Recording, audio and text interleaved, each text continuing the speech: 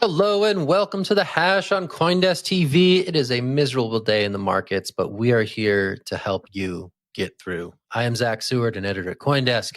I am joined by Will Foxley, Jen Sanasi, and Naomi Rockwell. Will, you are actually the markets doom correspondent these last few days, so I have to kick it to you. It's in the contract as the lead markets doom correspondent. Please tell us what is happening in this sea of red. There's a lot going on, mostly tears mixed with blood.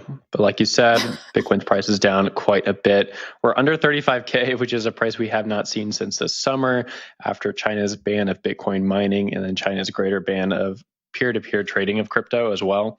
Ether is well under 3K. I think it's dropping around $2,200 per coin. This is a 17% drop of Bitcoin over the last few weeks, which is pretty bearish overall, right? So this kind of comes after the Fed announced some tapering measures going into next year. Basically means that they're going to increase the bottom lending rate for all businesses across the country. When you see the interest rate goes up, what typically happens is asset prices go down. And Bitcoin, as kind of this speculative asset, is typically going to take a nosedive first into the Red Sea here. Just pretty typical and makes sense that's happening. What it does not make sense is that it's falling so hard so fast. There's almost no bounce in this drop.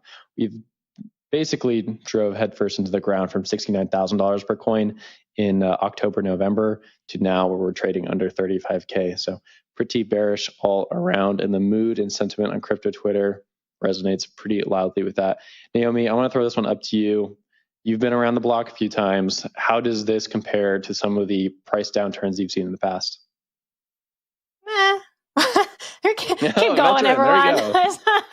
I mean, I want to draw attention to some of the comments, excuse me, that people were making on Twitter. There was one person who said, like, crypto got macro correlated much faster than we'd like. Many funds pitched crypto, specifically Bitcoin, as an inflation and macro turmoil hedge, and now it's safe to discard both narratives. I was guilty of it too. Like, there's a whole bunch of this. Let's dig into this because it's kind of a dumb comment. So, like, first of all, when you're talking about macro and how much crypto could fall from macro contagion, it's like saying, like, yeah, we really thought that crypto could exist in isolation and with absolutely no relationship to the world in which it exists. Like, no, whoever predicted that was going to happen, obviously it's a thing in the world. It's going to interact with that world. But there are some other things. So, like, naturally, when you have different assets that are uncorrelated naturally, they can become correlated. So the way that this works, you know, if you have A and B, they're uncorrelated, right? And then funds notice this, and so they split their investments into A and B. And so now a lot of funds notice this, and it becomes a trend. And so then a lot a lot happens here. But if historically what happens to A wouldn't necessarily happen to B, but now you have funds splitting their money into both of them. So obviously if something happens to A, then they're pulling money out of B, so everything becomes related. But I will just mention that all these people who are making claims like it's definitive, this is no longer an inflation hedge, this is now macro correlated. I mean, making claims about whether or not an asset is macro correlated and will be in the future is the same as making a price prediction. So good luck with that. It's definitely not something that I do. It's a very difficult thing to do. Price predictions notoriously go very, very wrong. So all the people out there who are making these very bold claims and assertions about how, you know, it's now macro correlated and it's not an inflation hedge, I think it's kind of missing the point there. But I just wanted to mention all that. Jen, I'll throw it to you for your thoughts. Yeah, it's funny how you talk about crypto Twitter just making all of these rash claims. It makes me think about the traditional institutions and the banks that release all of these research reports when the price of Bitcoin was really high in the bull market. And so I'm looking forward to see what all of the banks are going to release now. What kind of reports are going to come out to try and explain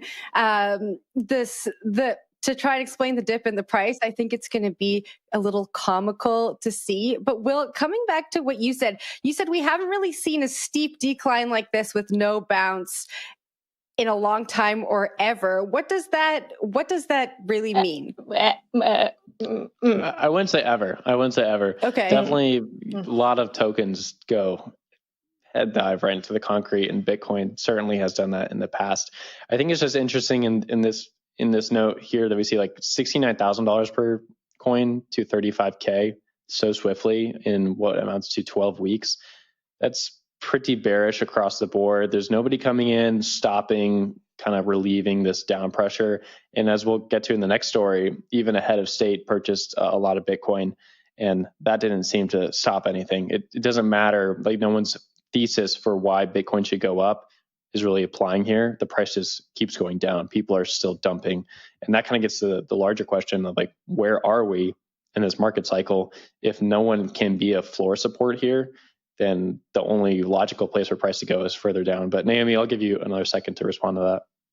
Yeah, I just want to draw attention to history that has shown that Bitcoin does this all the time, actually. So people who are up there saying, like, this is unprecedented, and it's mainly the mainstream articles, they, what bleeds leads, right? And so they're trying to make this seem devastating. Like 2013, end of 2013, we got this giant bull run. It went all the way up to $1,000, and then it went down and it hit a floor, it went down again, and it went down again. It went down for years. It went down for years. So it like slowly just kept dipping, like 600, 400, 200. And it sat there. And it wasn't until 2017 that we actually saw that rebound and the market come back with the big ICO era. So imagine going from 2013 to like 2017 and just not seeing any price action. You would definitively decide that Bitcoin were dead at that stage. You would say that this has no hope. This has been done. And Peter Schiff did many, many times. There are a lot of economists. Paul Krugman did many, many times. There are countless obituaries for the coin. And then we saw, $69,000. The moral of the story is this price moves around a lot. A lot of things are going on. And this is a new digital asset that is still trying to find determined price, and so a lot of things could happen. But let's change track with there. Each other. We sometimes do, Will, and I always enjoy it. I always enjoy it. Look at this. Mending relationships. One story at a time. Because Will will never mend. Never will. Zach, take it over. This is going to turn into fisticuffs. When in doubt, just bring up Peter Schiff, the great unifying force. The crypto markets. All right, cool. We're going to talk about some other stuff.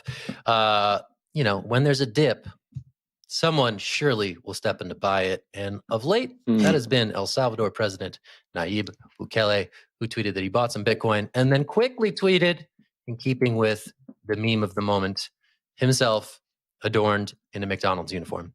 This is actually one of the better memes in crypto, straight up. Just the idea that when the market turns south, and the paper wealth evaporates, there's always a job serving fries at McDonald's. And that is the meme of the moment in crypto Twitter. You're going to see all sorts of variations on it.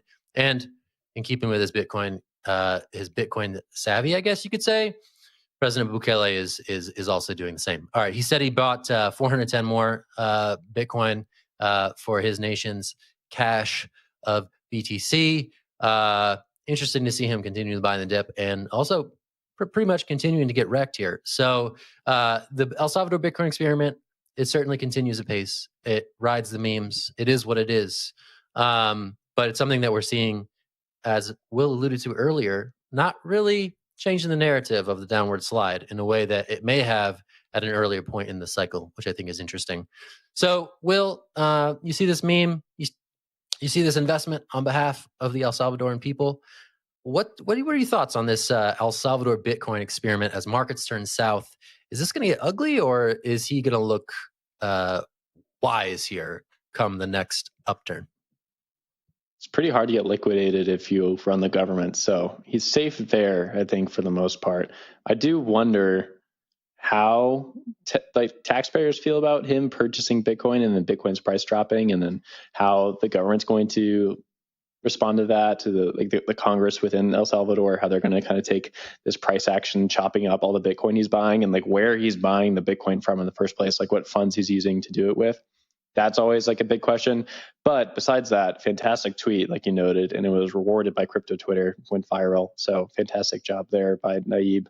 Across the board, I don't really know where this goes, right? This is almost like we see the situation with Michael Saylor, who is the head of a public company that trades as a Bitcoin proxy stock.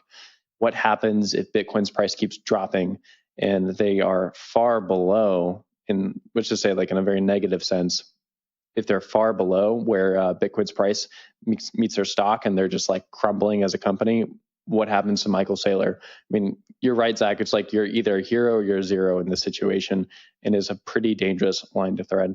Naomi, I want to throw this up to you, though, because I kind of saw you shaking your head at me. So kind of worried what you have to say. No, I don't think that you should say that just because someone's in government, they can't be liquidated. Like, governments get liquidated all the time. And then they go and ask the World Bank for resources. And then the World Bank says, we'll give you resources, but you have to completely reinvent your economy and you have to drop Bitcoin. So a lot of things could happen there. They do get a lot of support from the IMF. They get a lot of support, from the World Bank, from other countries. And so it'll be interesting to see whether their creditors are liking what they're seeing. I do have to give Bukele credit because I'm not a huge fan of the man, but this was a hilarious meme. And so credit where credit's due. Seeing the president of a country come out wearing a McDonald's uniform, sort of been photoshopped in, I got a good chuckle out of that. So well done, Bukele, for making my Monday morning a little more joyous. But I'll throw it back to you, Zach. There we go. Look at that man. It's a good meme. Tracy Wang, our markets reporter here at CoinDesk, did a story. I think it was on Friday about the market turning south, and she just picked the best photo of an employee at a real world McDonald's, just truly speaking to the moment, ahead of the curve as always. All right, Jen, I saw your hands up. Curious for your thoughts. I never thought I was going to hear Naomi give Bukele credit for a meme, given the major privacy and opaqueness we've been speaking about around this man for the last few weeks. So that was credit where credit's due. Surprise. He doesn't get credit for those other things. So, but I will absolutely give it. Like, you don't have to paint everyone with the same brush. Or like, we can have nuanced opinions about these things. I'm, as I said, not a fan of him. Big fan of this meme though. So. We always get the headlines when El Salvador buys Bitcoin. And I do know, I think there was a story last week that says they have sold some, but we don't know how many. And so it would be interesting to hear how much they're selling and what the strategy is there, if any. I know I've said this on the show before, but I would really love to hear from some Salvadorians and find out what the sentiment is in El Salvador as we go into the bear market. A lot of small businesses are accepting Bitcoin as part of the law there, and I just wonder what the sentiment is, and I just don't know how they could stay positive. But yeah. That's my thoughts. All right. Well, we're going to take a break. We're going to try to give you a dose of positivity when we get back. We're going to take a break. It's the Hash. You're watching the Hash. When we get back, we're going to talk about Metaverse fashion. What are we wearing in the Metaverse this season, folks? Let's talk about it. Stick with us. Quick break. We'll be right back. Happy Monday. What's up, everybody? This is Spencer Dinwiddie. And I'm Solo Cisse. And this is New Money, brought to you by CoinDesk. All I hear, go get the money. So I go get it. Hate means I do something right. So I'ma let him. Yeah, I'ma let him. Yeah, I'ma let him. I hit the nail on the head. Yeah, I'ma let him. What we'll see is money not only being exchanged for this digital currency, but the frictionless movement across borders. It's gonna be able to flow as easy as a text message. Staying true to yourself, right? Like, you've always been true to yourself. I just want to share that with everybody. You could be yourself in full capacity. It's our duty to take our visions and be fearless in our pursuit. Be my most authentic self and show people that, look, I'm an athlete, and yes, I'm also part of the LGBT community. My goal is to have, my own NFT, my own entire IP, like my own everything. How do you think, blockchain and crypto impacts the way you think about it? I think everyone has some sort of So how'd you get into Bitcoin? It's like asking someone if they smoke. It's like, yo. Embracing where the world is going. And when the whole world shut down, we saw just how important tech was. It was more so of my style and the foods that I cooked that kind of pushed me. I wanted to live the lifestyle of an athlete or an artist while doing what I love. Having that open mind, having that flexibility just allows you to be of so much more service to, youth or society in general. Gamers, maybe it's because you guys just hustle different. Anything you want to be great at, you got to put hours and hours in every single day. Hello, everyone. It's Monday, and you're watching The Hash. Before the break, it was a little bit of doom and gloom, but we are going to pick up the pace here and talk about fashion in the metaverse. So a New York Times article says that dressing for the metaverse is going to be both liberating and potentially very, very messy. Liberating because there will be less limitations on how you can express yourself through fashion in the metaverse, and messy because juggling multiple selves and styles could start to feel less liberating. The article says what seems like dress up now may have repercussions later, and if blockchain is involved, it could follow you forever. So, Zach, I'm going to pass this down to you. I know you've had a few forays in the metaverse lately. What were you wearing?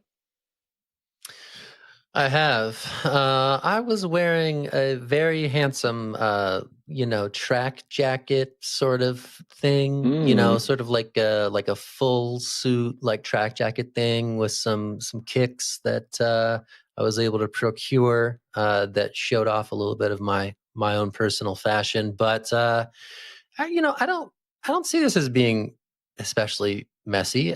I see this as being kind of cool. People can pick who they want to be, and the beauty of it is that in open metaverses, these are assets that you can hold, sell, do with it what you will, without it being confined and limited to a particular platform. And I think that is the thing that is exciting about some of these open metaverse visions versus, spending $4,000 on a Gucci bag in Roblox and, spending your Robux, and then that's it. Doesn't go anywhere. Can't do anything with it.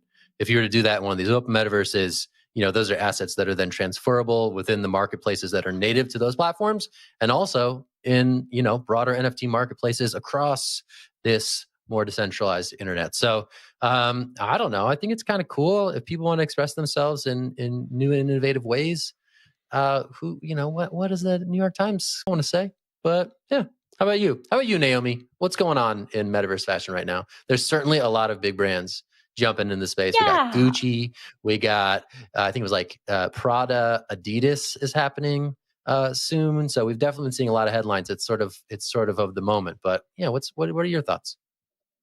I mean, we're talking about this as this revolutionary thing, but like avatars have been a thing for forever. You literally go into a game and you choose your avatar, and that's an existing thing. And so now you have all these people reporting on it, like the metaverse is going to change everything about our identity. Like, okay, like have you ever played Overwatch? You could be like a floating blue person, or it's not really that revolutionary as far as I can see. And if you think that Prada is going to be selling its digital clothing for anything less than a premium, you got another thing coming. So this is not going to be taking down barriers to your entry to get into all this haute couture, clothing lines. The other thing is this idea that, in real life, we just can't be who we really want to be, but in the metaverse, we'll be able to.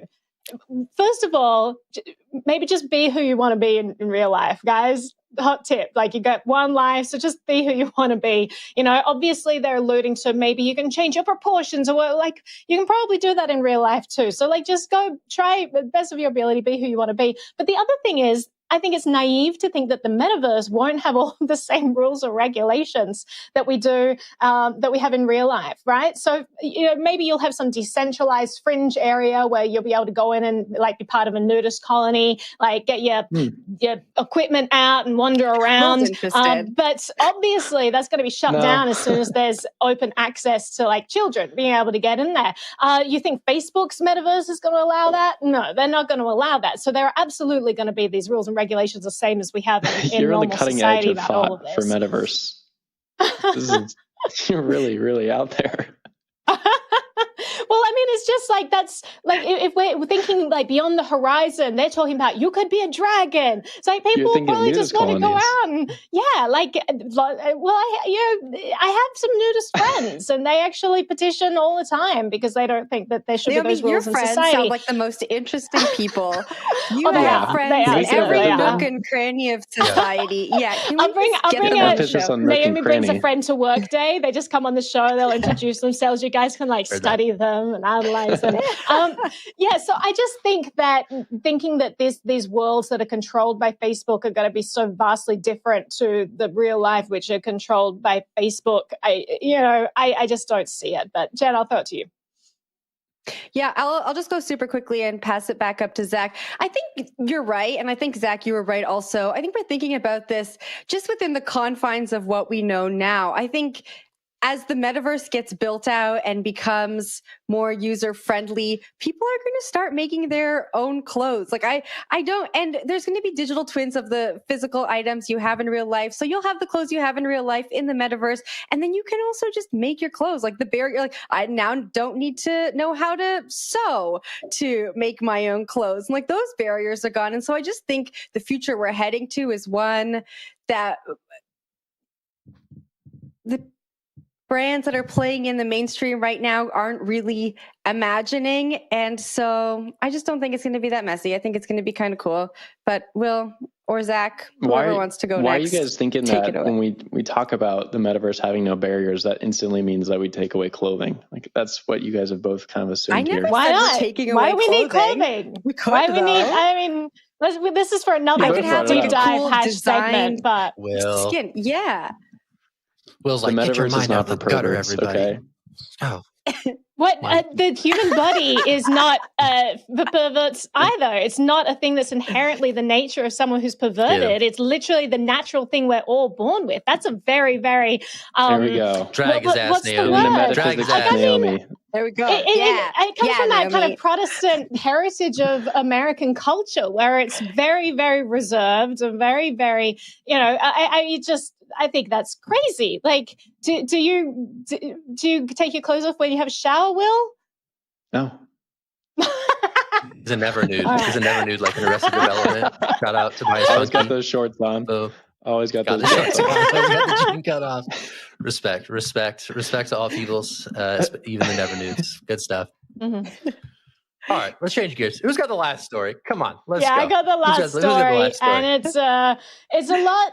Well, I mean, it's technically good news, but there's really not a whole lot of good news in this, and we could dig into why. So the UK court has just ruled that Julian Assange can appeal his extradition to the US. If you've been following this case, he got dragged out of the Ecuadorian embassy, charged with skipping bail. He got put in Belmarsh prison, maximum security prison for the maximum amount of time that you can. He was behind there for 50 weeks, but then they keep him behind bars because the US unveils an extradition request. The extradition request is because he was a journalist and revealed things back in 2010 that they've been persecuting him for ever since. Now, since that time, Julian has appealed the extradition. He initially won the case. The UK judge said, listen, we don't believe in freedom of speech, but we do believe that Julian would self-harm if he made it over to the US. And we also don't really trust the US prison system. Look what happened to Chelsea Manning. You guys, her sentence was commuted by Obama. You guys literally rearrested her, and then she attempted suicide. So we're not going to trust you with Assange, but we uphold all of your hate on freedom of the press because we're the UK. And then US came along and they went against this. They appealed, and UK said, okay, US, you get your way, you can extradite him. So this was the latest part of this saga where we decide whether or not Julian has even the ability to appeal this. The UK court announced this morning that Julian can appeal this extradition. It would go to the Supreme Court there. But here's the little caveat. Julian would be sending his appeal to the same high justice who just granted the US extradition. So he's literally appealing to the person to overturn his own ruling. So there are not high hopes for this. The whole thing is so completely rigged. I mean, I chatted to Assange's brother the other day, and he was saying how all of these revelations of corruption that we've seen, all these court rulings and the indictment itself, if you dig into it, it's like another revelation in itself. It's so completely overtly corrupt and disgusting. And this is probably one of the biggest threats to freedom of the press that we've seen in our generation. So whole lot to dig into here. Really, really serious case that I think a lot of people are not paying enough attention to, because basically if this goes through, I mean, if this had gone through before the Snowden revelations, there's no way the Guardian would have printed what they had. There's no way the Washington Post would have printed what they did. There's no way the New York Times would have printed the Pentagon Papers. None of these would have gone through because the US is now setting a precedent where they can go after publishers for publishing documents and doing all the things that journalists do, like hiding the identity of their sources, like asking for more information, like talking on encrypted chat with your source, like uploading documents to Dropboxes. These are all part of the indictment that the government is calling hacking.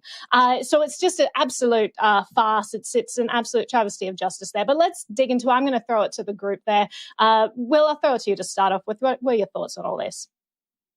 I think you're the expert on it, so I'm actually interested in hearing a little bit more of your opinion on this. I think that you do see kind of like this collision course between Bitcoin and the greater privacy landscape, which is really interesting to see like these two stories kind of play out at once. And I've seen a lot of conversations on Twitter and elsewhere about what is the world going to look like if we don't have something like Bitcoin. And I think with this Assange case, you kind of see a glimmer of that, right? Where someone who hasn't been given due process, who every time they've been put in front of a judge, it's been in a hostile court, and then the facts themselves are always disputed. There's government stuff going on behind closed doors. It's very murky. So I think that it's interesting that these two things are happening at the same time. But I do want to give it back to you and kind of understand more about the scope of this story. Yeah, well, I mean, it's also there's a nice tie-in with the Bitcoin community, because one of the first ever bull runs was when WikiLeaks accepted donations. So after Assange, just keep in mind that just a little caveat I want to mention. Let's say that the United States, let's say he doesn't get extradited. Let's say he doesn't go to prison here. It's not like we can then throw our hands in the air and say, hooray, we've saved freedom of the press. Because literally what happened is since 2010, this man has been hounded by the US government, hounded by them. He has been imprisoned for like 11 years now, whether it's inside the Ecuadorian embassy where he was spied on, whether there were assassination attempts, whether it's in maximum security prison Belmarsh. They have succeeded in throwing this journalist behind bars for 11 years so far, regardless of what happens in this US extradition request. So that's an important thing to remember there, that this, like, we've already lost here. This is absolutely disgusting that this was allowed to happen. But the Bitcoin tie-in is interesting because one of the first things they did was they just erected a banking blockade, an illegal banking blockade against WikiLeaks. They banned PayPal and MasterCard and Visa, all of them, from processing transactions to the WikiLeaks website. And it's interesting because I think it was around 2015, 2017, you had Assange then tweet out and say, hey, we just want to thank the US government for introducing all those blockades because it forced us to go and accept Bitcoin, and our holdings have gone up a ton since then. It was just like such an increase. So it's interesting that this was a real first use case of Bitcoin, showing that it's censorship resistant and how powerful it can be. You know, it gives you the power to spend your money where you want to spend it, support the causes that you want to support without intermediaries shutting down your choices. So it was a really pivotal moment in Bitcoin history as well, and pivotal for WikiLeaks. But I think, I mean, I could go on all day about this. I probably am going to go on all day about this, but I'll throw it back to you, Zach, maybe for last words. Last words, just a great segue to Privacy Week. It's Privacy Week at CoinDesk. There is a ton of great reporting on the site as of today, looking into the issues of privacy and other things. Also, a fresh interview with Chelsea Manning on the site from contributor Jeff Wilzer. So check it out, coindesk.com/Privacy Week. That'll get you there. Look at that graphic. That's it for the show here. I like this. I will mention also that Assange's brother is putting together a free Assange DAO, and he is also doing an NFT collection in collaboration with an artist called Puck. So keep an eye out for that if this is something you want to support. But probably the best way for you to support is you should be reaching out to your representatives. At this stage, it's only with the US pulling the extradition request, pulling this indictment, that he would get saved. That's really the only choice. So honestly, reach out to your representatives. And even if you're Australian, reach out to your representatives. Have them come bring him home. He's not an American citizen. He doesn't live in America. He's Australian, and the Australian government could do that. I'm getting told to shut this down. If you want more information about this, check out their website. You can learn more about this very important case. That's it. That's it for the hash today. I'm Zach, Naomi, Will, Jen. We're all here. We'll be back tomorrow. Have a great one. See you.